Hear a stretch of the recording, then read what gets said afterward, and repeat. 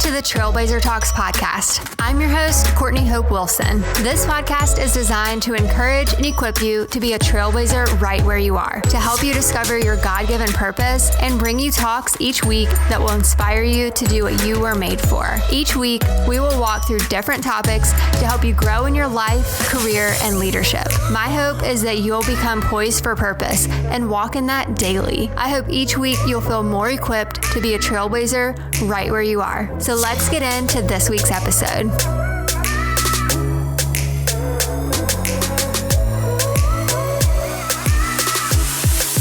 Hey friends, I hope that you've had a good week so far. We are back this week for part 3 of the self-publishing series. And this month we've been doing this series to do a little bit more of a workshop style series to cover a specific topic. So this month we've been doing a more workshop style series about self-publishing since this is a highly requested topic. And we're going to do this every so often where we cover a specific topic and do it a little more workshop style to dive in. So the past couple weeks, we have talked about traditional publishing versus self-publishing. And last week, we talked about why self-publishing is even worth it. So this week, I just want to speak from my own experience and talk about the 5 things that I wish I knew when I self-published. So whenever I decided to self-publish, I didn't know a ton about the process. I had some experience with the publishing industry from my time working at Oxmoor House Publishing with the Southern Living Cookbook division, but I understood it more from the marketing and the formatting and the design aspect of everything. And I understood about copyrights and trademarks to a degree, but I'm the type of person that is very diligent with my research before I ever do anything. If any of you are strengths finders people, one of my top strengths is input and strategy. So that explains a lot about my personality. But anyway, so I knew that self-publishing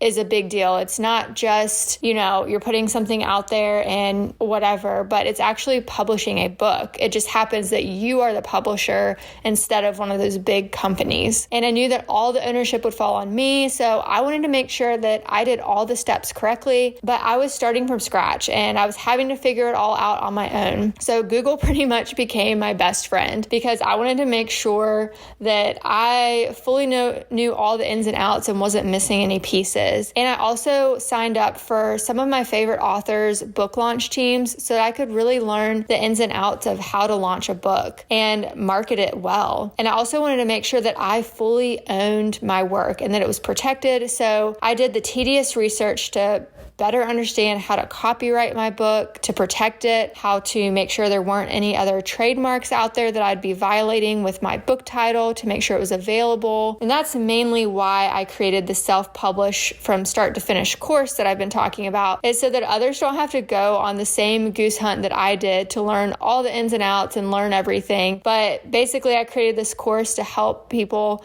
from start to finish be able to launch their book much easier so that they don't have to learn the hard way like I did. And I've helped others through the same process since I've published my book. Other people started reaching out to me, wanting me to help them and walk them through the process. And it can be such a tedious process. So I knew that having a course or a coach to walk you through each step would be very helpful. So that's why I decided to make my course, because I knew that for those who are interested, that would be a super helpful resource for them so that they aren't having to go researching and doing everything themselves. And there's just a few things that I wish that I had known when I started this whole thing, or that I wished that I had done more of after I published my book. So let's dive into that. The first thing that I wish that I had done differently is that I wished I had done a better job of continuing to market my book. I did a really great job the first few months.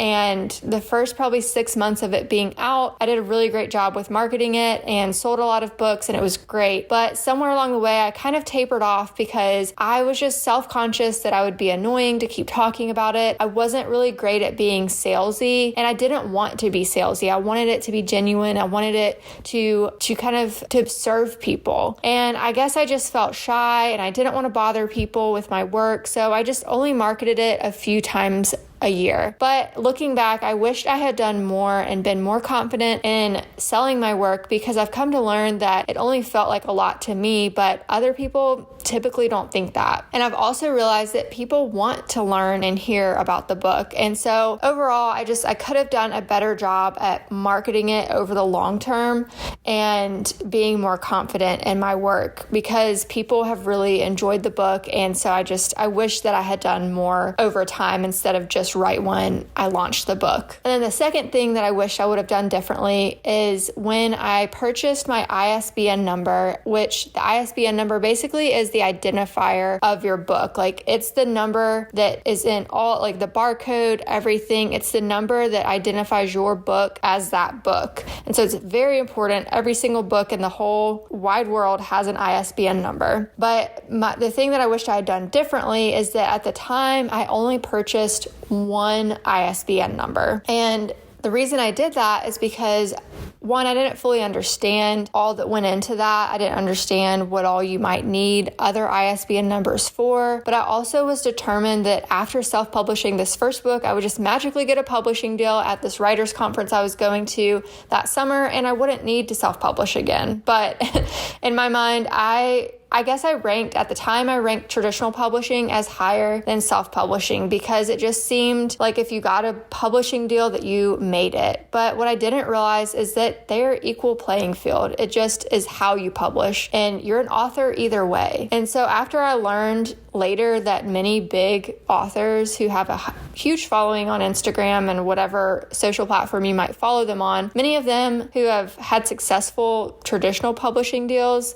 they now also self-publish, because it gives them control to create books at the pace they want and have products to sell, and they get more money that way. And so I wish that I had understood that at the time. And these people have books both traditionally published and self-published, but they basically make more royalties off of their self-published books. And then the reason they might want to traditional publish is because it gives them a shot at bestseller lists. So looking back, knowing that I wanted to publish more books, I should have bought a bundle of ISBN numbers at a discount to save money in the long run, because the official ISBN number company in the United States called Bowker, they offer where you can buy like 10 ISBN numbers for around $220 or something like that. And originally I bought one ISBN number for like $120. So I would have saved a lot of money if I had thought this through when I first published my book. But you live and learn. And the reason I wish I had done that and better understood it then is because now I'm preparing to self-publish some more books later this year and into next year, and I'll have to buy ISBN numbers in bulk at this time for these additional books. And if I had just bought them back then, I would have saved money and already been set up for this. But here we are, you live and learn. So that would be my tip to you if you're just starting out, is to buy the bundle of ISBN numbers, because you never know how many books you might ultimately end up self-publishing. The third thing that I wished I had done a better job of was building community and not focusing so much on the numbers and the growth in order to advance to a traditional publishing deal. That was something that I just didn't fully understand, and I felt like I was a little bit misguided on at the time, as it felt like if I wanted to advance to the next level and have a traditional publishing deal, then I needed to really grow this platform. And that's what everyone will tell you. It's grow your platform, grow your platform, grow your platform. And while that's great and all to have a platform, it does nothing if it's not really community. Numbers don't mean anything if there's not people behind those numbers. And I was so focused on trying to hurry up and grow a platform so I could publish my next book the traditional route, that I kind of just lost sight of everything. I got in the comparison mode. I didn't really do a great job of maintaining and building community. I was trying to do all the strategic things to grow on social media, but it wasn't really working. And I was just kind of spinning my wheels in mud and getting frustrated. And all of that to say, it really grew my character over all those years and really helped me to figure out the publishing world and figure things out in a better way that is more sustainable. And there's nothing wrong with growing a platform. Let me just say that. I think when we put so much pressure on ourselves to reach a goal for one reason, and whether that's a publishing deal or whatever, it puts too much pressure on our dream, and then we end up squashing it. So I would just say, make sure that you focus on building genuine community, because those are the people who actually stand behind you and buy your book whenever it comes time. So that's what I would say for that. And then the fourth thing that I wished I had known more about or done differently was that I wished I'd better understood the whole advertising platform that's on Amazon. Since I published through Kindle Direct Publishing, which at the time it was called CreateSpace, they've since combined with Kindle Direct Publishing, who is owned by Amazon. I wish that I'd better understood what advertising on Amazon really was and how I could better utilize that. It was totally new to me and I didn't take advantage of it, but I have since then seen others do this and have actually been successful with it. So I haven't researched this option very much, but it's something that I do plan to look into, and I would encourage you to also look into it, because I think it could be a really great way to reach more people that aren't in your typical audience. And then along with that, I would also say Pinterest is a really great area that I wished I had known more at the time. At the time when I published my book, I really thought Pinterest was just this dream mood board kind of thing where I just saved all my future wedding plans and all my future home decor ideas, etc. But I've learned over the years that Pinterest really is a great search engine tool, and people can get a lot of traffic from Pinterest. So that's a really great way to market your book as well. So I wish I had known more about that at the time, but it's definitely something I plan to utilize for any future books that I produce. And then the fifth thing that I wished I had done a better job of or known more about was making sure that you have a blog to continue supporting your audience. I had a blog whenever I launched my book, and I did really well with building a blog community for a while, but like I mentioned earlier, I just kind of got too in my head about growing numbers, and it seemed like Instagram was the really important platform at the time, and having an audience for a traditional publishing deal was important. And so I kind of just ended up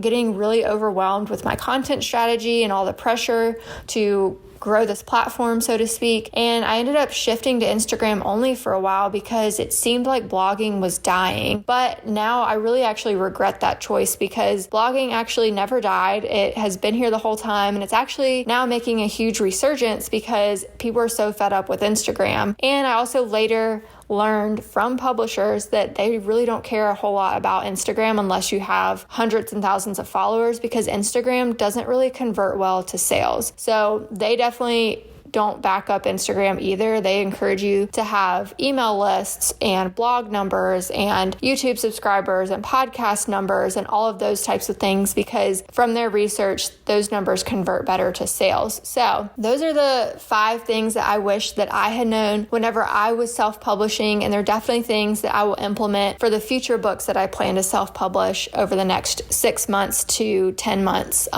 So I hope that that's helpful. I know that this whole self-publishing world can be overwhelming, and I know that it can be a lot to learn, it can be a lot to take in, and it just can be a lot to understand for publishing a book. And I know the traditional route can definitely seem easier because there's other people doing it for you, but if your dream is to publish, self-publishing is the faster way to get there versus waiting till you have enough of an audience to prove yourself to traditional publishers. So I hope that this has been helpful. Next week, we'll wrap up the self-publishing series, and also my course will be coming out at the end of June. I will have the date sooner once we finish getting everything set up for that. But again, if you're interested in learning more about the course or you want to get on the wait list, head over to selfpublishcourse.com and you can get more information about it. But really, if you want someone that can kind of act as that traditional publisher where you're still in control, but you're just having someone walk you through the process, I definitely recommend my course, because that's basically what I do is I walk you through the entire process. And I also have design services that I offer as well. If you need someone to design your book cover, or you need formatting done to lay out your book and do all of that stuff, that will be offered through that as well. But thank you guys so much for listening. I love hanging out with you each week, and I can't wait to see you back here next week.